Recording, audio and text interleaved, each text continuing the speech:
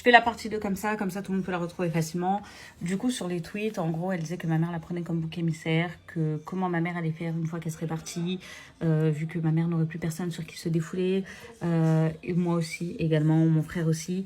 Encore aujourd'hui, elle lui envoie des messages pour prendre de ses nouvelles, elle appelle maman. Moi, j'ai jamais osé dire à ma mère parce que je savais que ça allait grave la blesser, sachant qu'elle a fait beaucoup pour elle quand elle était chez nous. Le soir, elle rentrait avec des fleurs, elle lui offrait pour derrière tweeter sur sa gueule, et évidemment sur son privé où les gens y répondaient. J'espère que ça va. Bien sûr, ça va en fait. Genre, elle est juste toxique, elle avait juste besoin d'attention et elle a rien trouvé d'autre qu'utiliser ma mère pour avoir cette attention-là. Mais après, elle m'a fait plein d'autres trucs, genre elle m'a fait des dingueries de ouf. Donc voilà, je suis bien contente qu'elle ne soit plus dans ma vie. Si elle tombe sur ce TikTok, j'en ai rien à foutre. Voilà, chacun à sa place. Je tiens à préciser que je la connaissais depuis 2013. Elle m'a fait des dingueries, mais genre ça, c'était la goutte, genre ma mère. Pour ceux qui n'auraient pas suivi, je vous conseille de d'abord aller voir la première partie où j'explique en gros ce qu'elle m'a fait. Et hier, j'ai appris qu'elle a menti sur la raison pour laquelle on ne se parlait plus. Donc hier, je reçois ça. Je vous laisse mettre pause. Lisez.